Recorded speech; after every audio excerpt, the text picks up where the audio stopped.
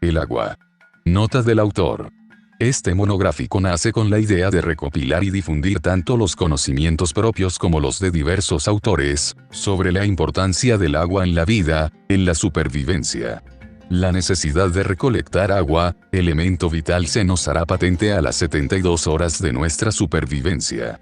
Saber obtenerla y saber potabilizarla es algo fundamental en todo amante de la supervivencia. Juan Durán. Si en supervivencia hablamos de un elemento vital, de primera necesidad sin el cual no podremos subsistir, pasadas 72 horas, sin lugar a dudas, nos referimos al agua. Si hacemos un estudio previo, de la cantidad de agua que un ser humano necesita diariamente, contando con todos sus usos, en condiciones normales, hablaríamos de entre 1 y 3 litros para beber, entre 2 y 3 litros para preparar alimentos, entre 6 y 7 litros para aseo personal, entre 4 y 6 litros para lavar nuestra ropa. Como vemos, hablamos de que en un solo día, necesitamos entre 19 y 20 litros de agua, para cubrir nuestras necesidades básicas diarias. Nuestro cuerpo está compuesto aproximadamente en un 65% de agua, aunque este porcentaje varía con la edad. Una frase que nunca paramos de escuchar, es hay que beber mucha agua, pero lo cierto es que las necesidades diarias de agua, varían mucho dependiendo de las características personales de cada cual y de su estilo de vida. Un exceso de agua también puede forzar excesivamente los riñones, favorecer desarreglos y descompensar el organismo. Con el agua que ingerimos diariamente, transportamos nutrientes a la célula, diluimos todos los líquidos corporales, regulamos la temperatura corporal, metabolizamos los alimentos y limpiamos el organismo, expulsando impurezas o residuos. Cada día perdemos alrededor de 2.5 litros de agua en la orina, sudor, heces y respiración, una cifra que ha de reponerse. No todo el mundo repone ni pierde agua al mismo ritmo. No tiene las mismas necesidades un niño que un adulto, ni pierde la misma cantidad de agua una persona que hace ejercicio o vive en un lugar muy caluroso que alguien que no suda jamás. Ni repone la misma cantidad de agua una persona que come regularmente alimentos ricos en agua que alguien que basa su dieta en otro tipo de alimentos. Hemos olvidado cómo escuchar a nuestro cuerpo, forzándolo muchas veces a hacer aquello que creemos correcto. Lo normal es que cuando el organismo necesita agua, tengamos sed. De hecho, beber agua sin fundamento puede sobrecargar los riñones y, cuando estos no funcionan bien, lograremos justo todo lo contrario de lo que queremos, que el agua se acumule en el organismo provocando edema, en lugar de ayudarnos a eliminar residuos. Una de las primeras cosas que debemos de hacer cuando nos encontramos con una situación de supervivencia real, es buscar agua. Podemos vivir semanas sin comida, como ya sabemos, dependiendo de la temperatura, la humedad, de la actividad física, podemos sobrepasar las 3 semanas, pero sin agua, sin beber, la muerte puede ser cuestión de días. Cuando no tenemos facilidad para la recolección de agua, hemos de ser conscientes de su consumo y de su racionamiento. Si no disponemos de agua y sí de comida, lo mejor es no comer o comer muy poco, con el objeto de no consumir el agua de nuestro organismo para sintetizar los alimentos. Existen mitos y tabús sobre la orina y el agua de mar, si se puede o no se puede beber. Vamos a analizar estos dos aspectos. Hay muchas opiniones, muy dispares, con respecto al tema de la orina, de igual manera hay muchas recomendaciones. En este monográfico no voy a decir si es bueno o es malo, ni si yo lo haría o no, ya que es una opinión muy personal la que tengo en este tema. Hay numerosos expertos en supervivencia que abiertamente dicen que lo harían, al igual que hay otros que dicen que no lo harían nunca. Solamente todos coinciden en algo, que en caso de beberla, lo harían inmediatamente y no la almacenarían en una piel de serpiente o en una cantimplora, ni mucho menos. Estos mismos expertos, son los que dicen, que en caso de beberla, si lo hiciesen, sería teniendo muy presente el color de la orina, para lo cual desecharían una orina de color oscura, solo la beberían si el color es claro. Las células al estar deshidratadas tienen ya poca agua y al subir la concentración de sales en el cuerpo, estas empiezan a perder el agua que les queda por culpa de la presión osmótica. El agua pasa desde las células hasta el torrente sanguíneo y el medio extracelular. Esta deshidratación celular es la que provoca que nuestro color de la orina sea oscuro. En cuanto al agua de mar, que si soy mucho más partidario de consumirla en un caso extremo de supervivencia, existe la misma controversia. Sabemos que el riñón solo está capacitado para eliminar líquido con una concentración de sal del 2%, si se bebe agua con mayor concentración, entre 3% y 5% tiene el agua de mar. Se pierde líquido orgánico para compensar el exceso de sal y el riñón puede cesar en sus funciones. El agua de mar está muy mineralizada, la cantidad de elementos que contiene es muy grande, 35 gramos de sustancias quintaesenciadas en cada litro. Entre estas sustancias las hay, que a partir de determinada cantidad, provocan reacciones patológicas graves en nuestro organismo, en especial si está sumamente estresado y debilitado. El cloro, por ejemplo, que se encuentra en gran cantidad en el agua de mar, se convierte, en nuestro aparato digestivo, en un ácido muy corrosivo. El azufre, al combinarse con el magnesio, produce un laxante potentísimo, el sulfato de magnesio. La elevada salinidad del agua de mar ingerida en gran cantidad, somete a todo nuestro organismo a una presión osmótica 4 veces superior a la de nuestras células. Es la tremenda cantidad de agua ingerida, la que al colapsar los mecanismos automáticos de isotonización, hace estallar las células que entran en contacto con ella. En caso de beberla, hemos de saber que no lo podemos hacer en grandes cantidades, aproximadamente una cucharada cada hora y mantenerla en la boca ensalivándola hasta que no la notemos salada. Se han hecho experimentos como los de los doctores Bombard y Lindemann, con náufragos, para determinar la tolerancia del agua de mar en nuestro organismo. Pero hoy en día, sigue sin recomendarse su consumo. De hecho, expertos doctores, como mi gran amigo y compañero el Dr. Álvaro P. Martín, me aclara, que desde el punto de vista fisiológico, es evidente que la ingestión de agua de mar producirá una mayor deshidratación por hiponatremia, elevada concentración de sodio en sangre, rhabdomiólisis, daño en el riñón por exceso de sustancias para filtra debido al daño muscular, edema cerebral y a largo plazo, infecciones pulmonares, muy habituales tras inundaciones y tsunamis. De hecho, el Dr. P. Martin no afirma que sea imposible tolerar el agua de mar en pequeñas cantidades, pero debe ser en condiciones idóneas, comiendo y bebiendo agua potable, y tras cierto periodo de aclimatación. Solo existe un mar del que podemos beber su agua sin miedo a deshidratarnos, el mar Báltico, la porción del Océano Atlántico limitada por Suecia, Finlandia, Rusia y varios países del este y centro de Europa.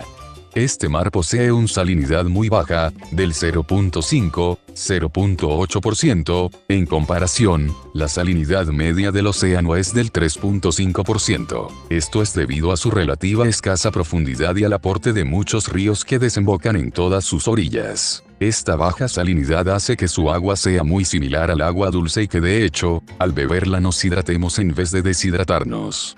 Tenemos que tener un enorme cuidado con beber aguas contaminadas, ya que nos pueden producir graves y letales enfermedades.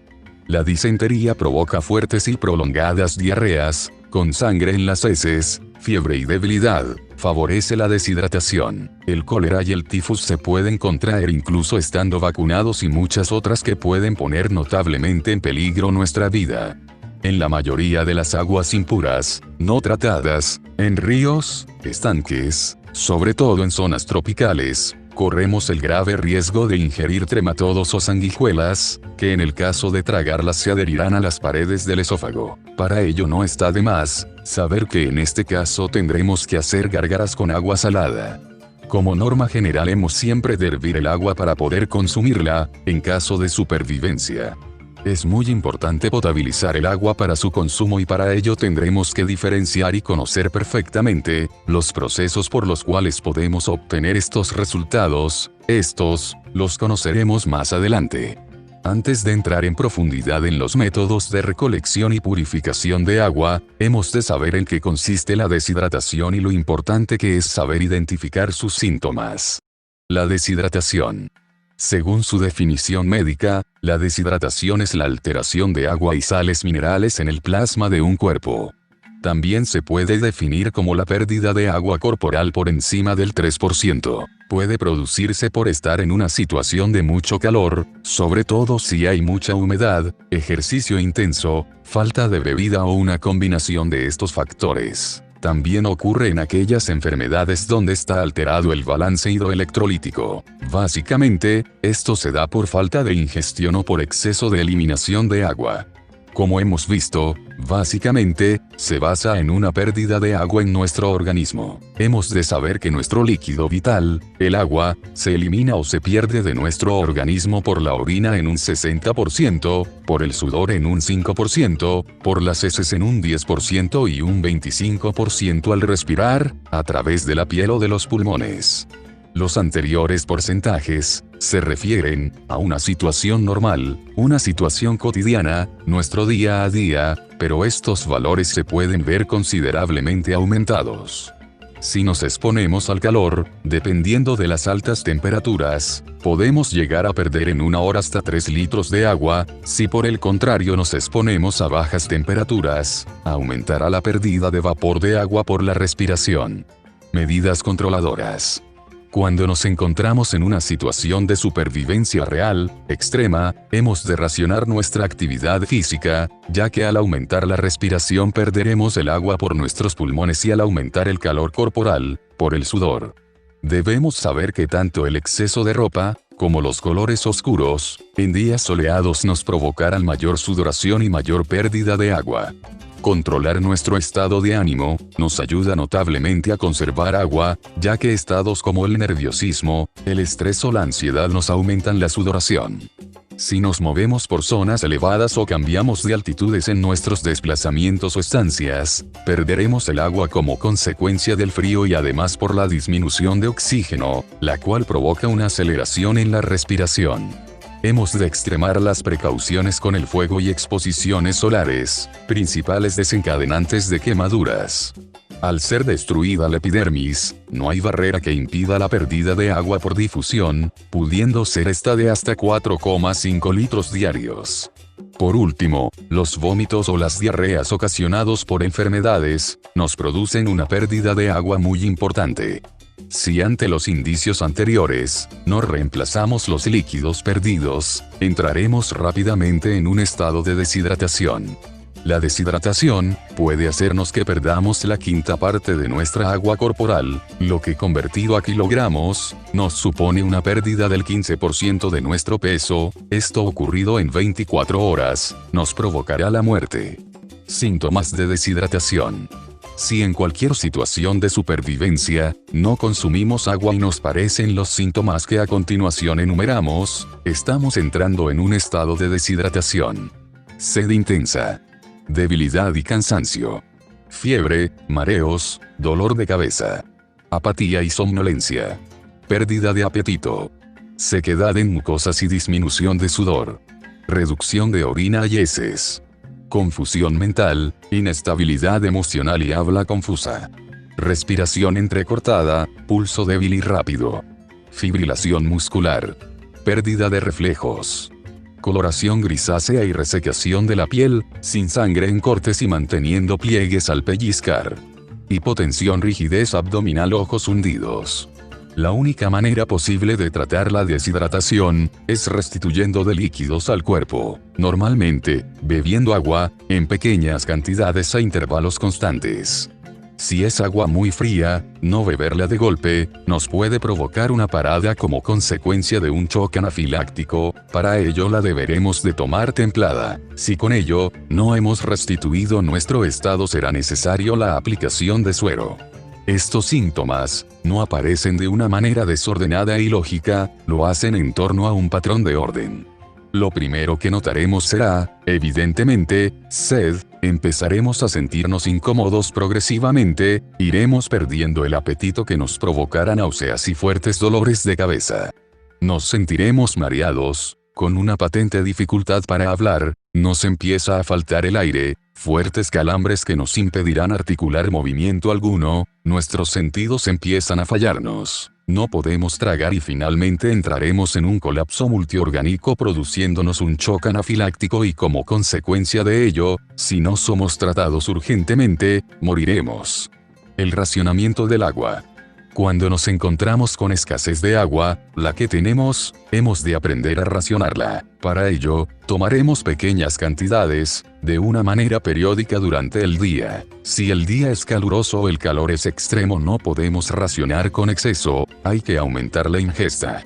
Si aumentamos nuestra actividad física y como consecuencia de ello, nuestro esfuerzo físico, también hemos de aumentar la cantidad de agua que bebemos. Una manera de saber si estamos bebiendo la cantidad de agua adecuada, se verá reflejada en la orina, no en su color, pero sí en la cantidad correcta. Si estamos orinando medio litro de orina al día, estamos ingiriendo la cantidad correcta de agua. El hecho de que no tengamos sed, no implica que no tengamos que beber, es necesario beber agua aún no teniendo sed. Es importante disminuir la actividad física al mínimo, si estamos ante una escasez de agua. Solamente realizaremos aquellos trabajos básicos de supervivencia con la menor pérdida de energía y con constantes periodos de descanso. En zonas extremas de calor o en épocas de elevadas temperaturas, intentaremos, en la medida de lo posible, realizar nuestras actividades por la noche o durante las horas más frescas del día. Intentaremos mantenernos lo máximo posible a la sombra y en sitios frescos. Nuestra ropa ha de ser holgada, para que se refresque el aire, de la evaporación o sudoración, entre nuestro cuerpo y la ropa. Si tenemos manta térmica, usarla con la parte plateada hacia afuera, irradiaremos el calor. Como norma general, evitaremos el consumo de tabaco y de alcohol. Respiraremos por la nariz y no por la boca. En una situación extrema, ante una deshidratación debemos de intentar no hablar, no comer o comer lo mínimo posible, ya que la digestión consumirá agua. Indicios de fuentes de agua. La naturaleza, sabia, nos regalará multitud de indicios, que nos indicarán la presencia de agua cerca de nosotros. Hemos de saber observar e interpretar lo que tenemos a nuestro alrededor. El ruido de agua, cascadas, manantiales, fuentes, nos delatará una presencia de la misma. La vegetación compuesta por diferentes especies, mezcla de árboles de hoja caduca con coníferas. Manchas o grupos de hierbas muy verdes que destacaran del resto. Presencia de juncos, sauces y saúco que solamente crecen donde hay agua en la superficie. Los fondos de vaguadas y barrancos. Ranas croando nos aventuran la presencia de charcas. Las huellas o sendas de animales que acaban uniéndose, lo harán junto a una fuente de agua. Presencia de animales de pastoreo, siempre próximos a zonas de agua por la necesidad de beber al amanecer y al anochecer. La presencia de aves que se alimentan de grano, gorriones, pinzones, etc. La presencia de grandes cantidades de musgo verde en los árboles y arbustos. Son muchos los indicios que nos pueden delatar la presencia del agua, hemos de inspeccionar concienzudamente la zona en la que estamos y saber interpretar lo que vemos. Fuentes naturales de agua. Los manantiales y las filtraciones de agua, son las fuentes más seguras de agua potable. Los ríos, arroyos, lagos y pantanos son fuentes de agua saludable, pero pueden ser aguas contaminadas. Los estanques son típicos de lugares de labranza, se usan para riego y pueden tener disueltos en el agua fertilizantes o abonos. Las charcas concentran agua de lluvia estancada en agujeros de las rocas. Cascadas o saltos de agua, aun siendo aguas cristalinas, contienen gran saturación de minerales al erosionar constantemente las rocas a su paso. Todas estas fuentes de agua pueden contener numerosas bacterias, siempre que tengamos que beber de ellas, habrá que potabilizar primero el agua, la mejor manera es hirviéndola. Fuentes subterráneas de agua. A veces el no encontrar agua en la superficie, no significa que no la haya donde nos encontramos. Si no la hay en la superficie, la buscaremos bajo ella. Saber localizar un buen lugar donde excavar, para encontrar la capa freática, es muy importante. El acceder a ella, así como su contenido en agua pura, depende del tipo de terreno donde nos encontremos. Las zonas de roca caliza, es en la que podremos encontrar mayores manantiales. La piedra caliza se disuelve fácilmente, las aguas subterráneas la horadan y se forman ríos y cavernas, con lo cual buscaremos el agua en cuevas o grietas. En las zonas de roca granítica, la vegetación, es la que dirá dónde encontrarla, por su color verde y su aspecto fresco. Para ello, cavaremos en la parte más baja del terreno y el agua se irá filtrando. En las zonas de roca volcánica, encontraremos agua debido a la porosidad de la lava, buscando en los valles de los ríos de lava. En los terrenos arenosos es mucho más fácil encontrar agua. En zonas de costa podemos encontrar agua en las dunas, a modo de charco.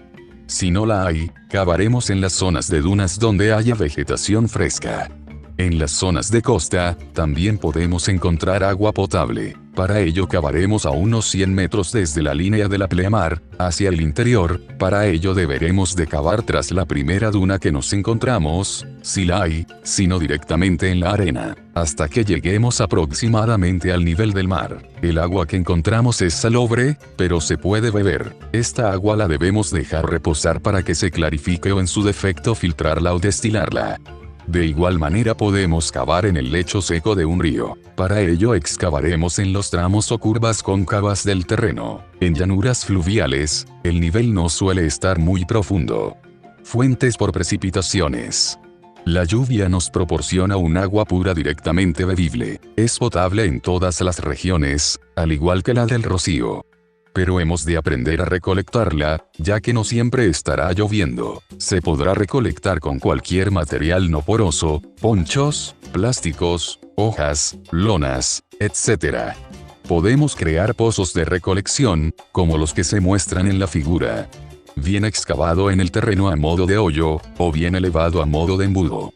Si tenemos un refugio construido con ponchos o con cualquier material no poroso, podemos confeccionar un vierteaguas y aprovechar su recolección. Hemos de saber que el vierteaguas ha de estar ligeramente en pendiente y con un recipiente bajo el extremo de menor pendiente, tal y como se muestra en la figura. Si estamos en una zona muy húmeda o zona de nieblas, este mismo sistema se puede hacer con una red, si lo que queremos es recolectar la niebla o humedad. Esta niebla empapará la malla de la red, por condensación y el goteo hará que ésta, a modo de gotas, caiga por el vierteaguas. Este método es mucho más lento, pero igual de efectivo. Si no tenemos ningún recipiente, ni ningún material para poder realizar un pozo recolector, una vez cesada la lluvia, nos ataremos trozos de ropa, camisetas, paños etc. en nuestras piernas y pasaremos una y otra vez entre la maleza mojada, haciendo que la humedad se pegue a nuestra ropa, incluso si es necesario, nos arrastraremos por el suelo. Una vez hecho, solo tendremos que quitarnos con cuidado los trapos y escurrirlos en un recipiente. Para la recogida de nieve, aguanieve o granizo, podemos emplear prácticamente los mismos métodos que para el agua de lluvia, la única diferencia es que luego tendremos que fundir la nieve. Para obtener agua de la nieve, debemos calentar cantidades muy pequeñas y con fuego no muy fuerte. Esperamos que empiece a diluirse y vamos añadiendo nieve progresivamente. El hielo se funde con la mitad de energía que la nieve, y con menos volumen, se obtiene más agua. Si no disponemos de fuego, colocaremos el recipiente sobre una superficie caliente o en su defecto lo pondremos al sol. Hemos de tener en cuenta que el agua del hielo de la nieve no tiene sales minerales. Podemos introducir alguna piedra para contrarrestar esta falta, ya que las piedras poseen minerales en suspensión, de hecho, están formadas de minerales erosionados. También podemos airearla pasándola de un recipiente a otro varias veces y oxigenaremos el agua. Si tenemos que comer hielo o nieve, sin fundir, por no tener un recipiente, se debe hacer en trozos muy pequeños y dejar que se disuelva antes en la boca. Este procedimiento puede producir hipotermia. Destilación solar. Podemos recolectar agua el método de condensación. Para ello nos basaremos en el fundamento de la lluvia y fabricaremos un destilador solar. El destilador solar se usa, como sin duda sabemos, en ocasiones en las que no tenemos agua potable. La destilación solar es la manera más sencilla de obtener agua usando el calor del sol, donde extraemos el agua de la evaporación de suelos húmedos o del mismo aire cargado de humedad, y lo condensamos en alguna superficie para su posterior recolección e ingesta. El principio de la destilación solar no es otro que imitar la formación de la lluvia. Como bien sabemos, el sol calienta el agua hasta el punto de evaporación.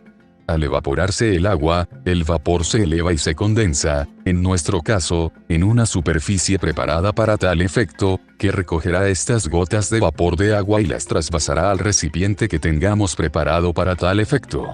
Es algo tan fácil como saber lo que tenemos que construir y cómo hacerlo. Para ello, y como siempre en la supervivencia, tendremos que recurrir a nuestro ingenio y a lo que el medio en el que nos encontramos nos ofrece. He de señalar que en ninguno de estos métodos de recolección de agua es necesario el posterior hervido de agua, ya que el agua procedente es tan pura y limpia como el agua de lluvia, y como sabemos, el efecto de los rayos solares destruye el 99.9% de las bacterias que pueda llevar el agua. Método de caja. En este método hemos de usar siempre dos recipientes e introducir uno dentro del otro. Uno de los principales errores que cometemos a la hora de usar este método es que no enterramos los recipientes, lo cual retarda la condensación. Contra más superficie de contacto con el terreno tenga, mayor y más rápida será la condensación. Siempre hemos de intentarlo en zonas próximas a follaje verde para acelerar el proceso de evaporación. Este mismo método podemos hacerlo con cualquier recipiente, siempre y cuando sea transparente, al menos la superficie expuesta al sol, o en su defecto usar plástico transparente. Pensamos que solo se puede hacer con plástico transparente, lo cual es totalmente erróneo. Se puede hacer con cualquier superficie que deje adherirse las gotas de vapor de agua siempre y cuando no las absorba. De hecho, se puede hacer con la lona de un tarpo poncho, la única diferencia es que con este último será mucho más lenta. Método de zanja. Aún consistiendo en el mismo proceso, se considera otro método distinto, ya que en este hemos siempre de cavar una zanja u orificio en el terreno. De igual manera, para acelerar el proceso se debe de introducir follaje verde para que la evaporación sea más rápida y efectiva, y debemos de colocar el plástico que cubra la zanja con algún peso en su interior que le dé forma a gotas de agua resbalen y se dirijan hacia el interior del envase que hemos colocado dentro de la zanja. Como vemos, los dos métodos son muy conocidos, pero nunca está de más el recordarlos y practicarlos con frecuencia. Incluso nos valdrá para perfeccionarlos y para proveer nuestro EDC con el material necesario. Método invernadero. Quizás el menos conocido y menos usado de todos, pero igual de práctico que los dos anteriores. En este método no tenemos que condicionar el terreno ni usar elementos extras, tan solo un plástico o bolsa de plástico, que nos permita recolectar el agua. De igual manera se puede hacer en un pequeño arbusto como se ve en el dibujo. Como vemos, al envolverla totalmente, la acción de los rayos solares harán sudar a la planta, haciendo que el agua se evapore y se pegue a las paredes de la bolsa, en cuyo interior se almacenarán en la zona que hayamos preparado para tal efecto. Preparación del agua. Hemos de aprender a tratar el agua para su consumo. Como hemos visto, son numerosas las enfermedades que nos puede transmitir un agua en mal estado o contaminada. Hay una serie de indicios, a simple vista, que nos pueden alertar del estado del agua. Agua con espuma, burbujas o fuerte olor, tintada o con muchos sedimentos, estancada, ausencia de vegetación fresca a su alrededor, insectos flotando en su superficie. Todas y cada una de ellas nos estarán avisando de que no es apta para su consumo en el estado en que está. Como vemos, estos son indicios claros, pero podemos encontrarnos un agua aparentemente sana y sin embargo está contaminada. Clarificación del agua. Con este método eliminaremos todas las partículas sólidas que el agua lleva en suspensión, pero no por ello estará aún sana, estará más clara, sin lugar a dudas, pero aún puede contener numerosas bacterias que afectarán a nuestro organismo si la consumimos. Este proceso se realiza mediante filtros, ya sean industriales o de circunstancias. Dentro de los filtros industriales, tenemos una gran variedad en el mercado, no nos centraremos en ellos, ya que cada fabricante proporciona una información detallada, tanto de su composición como de su funcionamiento, pero sí lo haremos en los de circunstancias, ya que son los que nos interesan y los que deberíamos saber hacer en caso necesario. Pozo indio. Este tipo de pozo de filtrado, lo haremos a 1 metro de una charca, con una profundidad y diámetros aproximados de 50 centímetros. Nada más hayamos sobrepasado el nivel de la charca, empezará a filtrarse agua, un agua turbia, que deberemos ir sacando y echándola en un recipiente, dejando que se asienten la mayor parte de los restos en suspensión, para posteriormente tratarla. Podemos hacerlo en el mismo pozo, pero con cuidado de no removerla a la hora de retirarla. Podemos realizar un sistema de drenado, mediante perforaciones laterales en las paredes del pozo.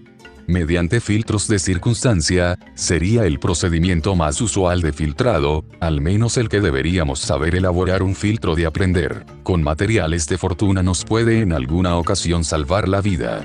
Estos filtros, en los que se basan los comerciales, tiene el mismo principio de funcionamiento, el paso de agua a través de varios medios para su clarificación.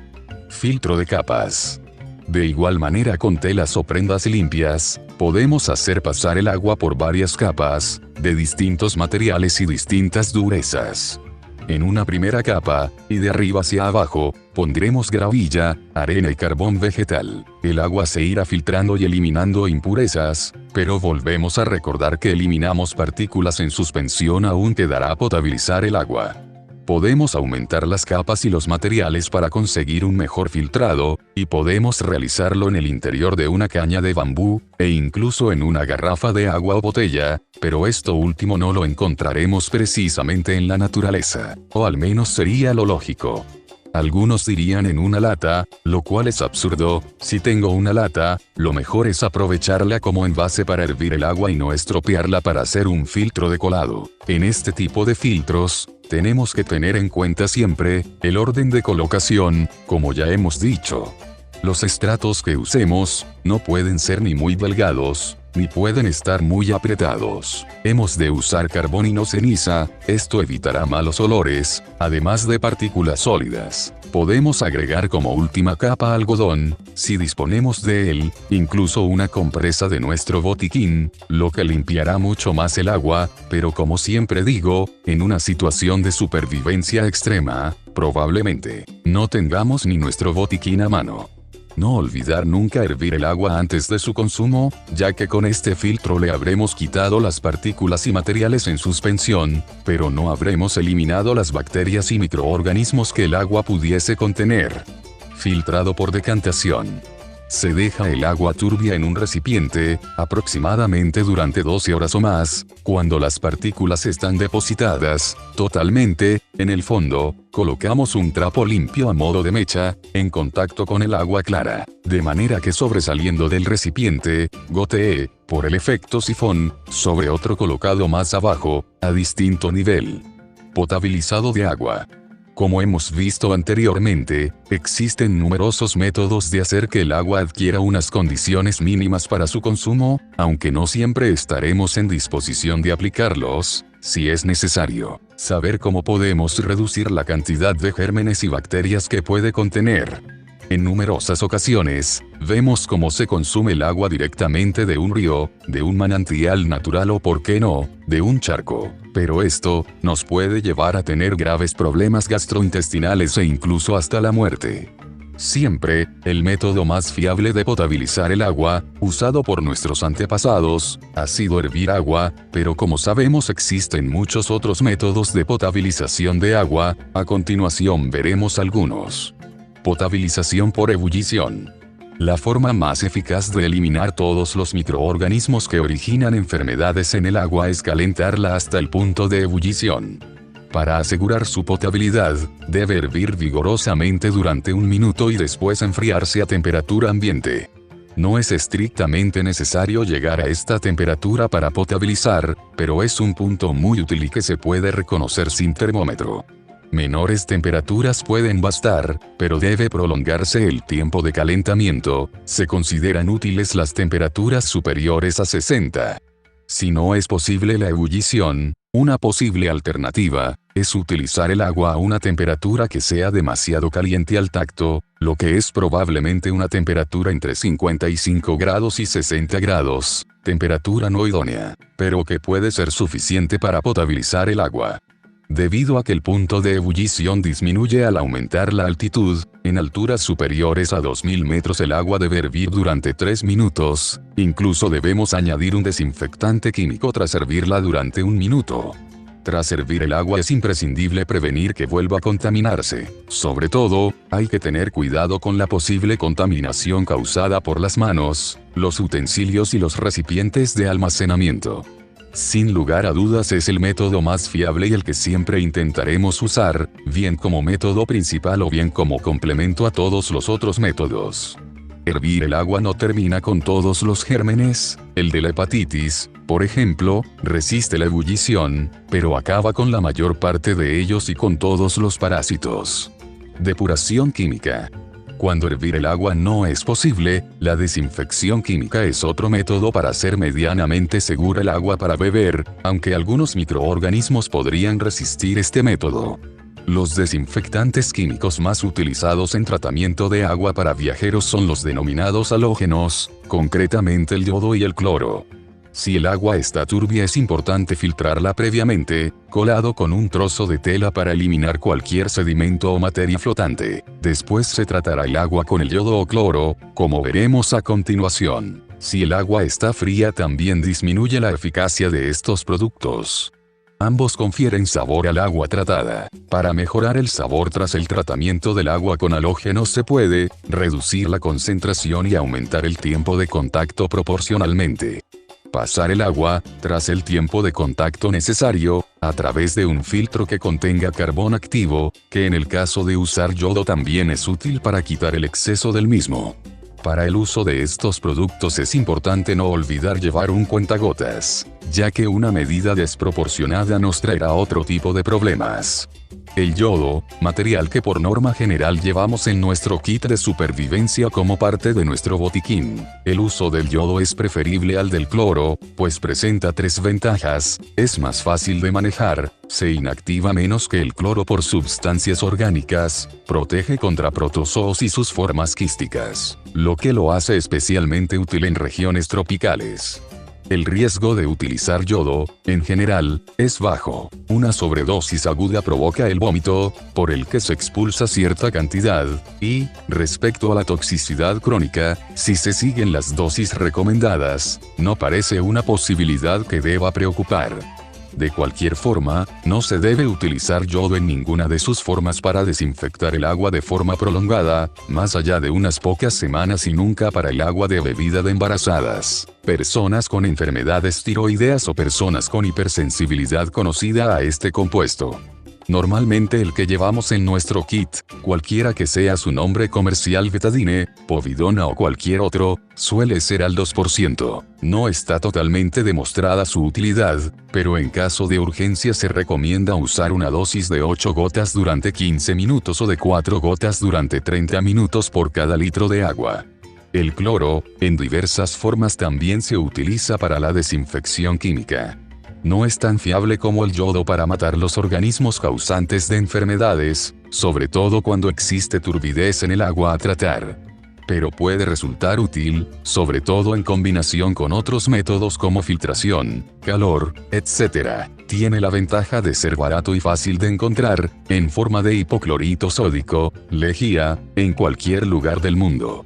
La dosis recomendada varía según la presentación elegida. Las más habituales son con lejía normal. La dosis recomendada es de 4 gotas al litro. Con las pastillas de dicloroisocianurato de sodio se realizará la desinfección según las instrucciones de cada fabricante. Puede variar la concentración de principio activo. Existen pastillas comercializadas de venta generalmente en tiendas deportivas y de aventura. También es posible encontrar otros compuestos del cloro eficaces de diversas marcas en el mercado, con eficacia similar. El mínimo tiempo de contacto, a una temperatura ambiente media y con el agua a una temperatura de unos 25 grados C, es de 30 minutos, debiendo aumentarse si el agua está más fría. Estas son las pastillas que normalmente solemos llevar en nuestro equipo de supervivencia. Cometemos un error muy común, el de echar las pastillas en una cantimplora o botella, dejar reposar y beber posteriormente de ella, totalmente desaconsejable. Lo ideal es echar las pastillas en un envase que contenga el agua, pero este envase no ha de ser el mismo para su almacenamiento posterior a la desinfección. Método SODIS. SODIS se basa en 2 principios diferentes habitualmente utilizados por separado para potabilizar agua: la radiación ultravioleta y el uso de calor. Ambos elementos se pueden obtener del sol y actúan conjuntamente en el método. La radiación ultravioleta es un tipo de radiación presente en la energía solar. Debido a su alta carga energética y poder penetrante, tiene la capacidad de interferir con el tejido vivo, alterando su ADN. supone un elemento agresivo o dañino para muchos seres vivos, entre ellos nosotros mismos, particularmente sobre nuestra piel. Con una cantidad adecuada de UV chica, los patógenos presentes en el agua mueren. La radiación ultravioleta también reacciona químicamente con el oxígeno contenido en el agua, generando radicales libres y agua oxigenada, los cuales destruye también los patógenos, contribuyendo a la desinfección. Las altas temperaturas son otro factor limitante en la supervivencia y desarrollo de los patógenos del agua. Cada organismo tiene un límite máximo de temperatura al cual es capaz de resistir. Cuanto más nos acerquemos a esa temperatura, más difícil será para ese organismo sobrevivir. Así, por ejemplo, el hervir o el pasteurizar el agua ha sido un método tradicionalmente empleado para potabilizar el agua, ya que se sobrepasan los límites máximos de la práctica totalidad de microorganismos. Sin embargo, en este método no se alcanzan temperaturas tan altas como las necesarias para pasteurizar o hervir el agua. Estas dos técnicas se unen en el método SODIS, entrando en sinergia, potenciándose mutuamente y resultando más eficaces que por separado. Así, el método, con la simple exposición del agua a la radiación solar, propone el aprovechamiento de la radiación ultravioleta UVA y de infrarroja, presentes en el sol, para lograr una adecuada desinfección del agua. Las botellas tienen que ser transparentes para dejar pasar la radiación solar, no deben ser demasiado grandes, en torno a 1 o 2 litros de capacidad. En lo relativo al agua, el aspecto básico para hacer que el sistema funcione de manera adecuada es que ésta sea lo suficientemente transparente como para permitir el paso de la luz solar a través de ella. Si el agua es demasiado turbia, la radiación solar puede no llegar a todo el volumen de agua correctamente y dejar patógenos supervivientes. Bibliografía. 1. Estado Mayor del Ejército, M6, 003. Manual de Enseñanza, Supervivencia, Tomo 1. 2. Headquarters Department of the Army, US Army Survival Manual, FM 21, 76. 3. Estado Mayor del Ejército, M17, 002. Manual de Instrucción, Supervivencia. 4. Matli, E.V. Grande, Survival Stressors Faced by Military Aviators Aircrew Following the Touching Over Saltwater. 5. US Marine Corps, MSRP-3, 2 horas. Survival, Evasion and Recovery, Quantico, Virginia. Notas de aprovechamiento. Notas de aprovechamiento.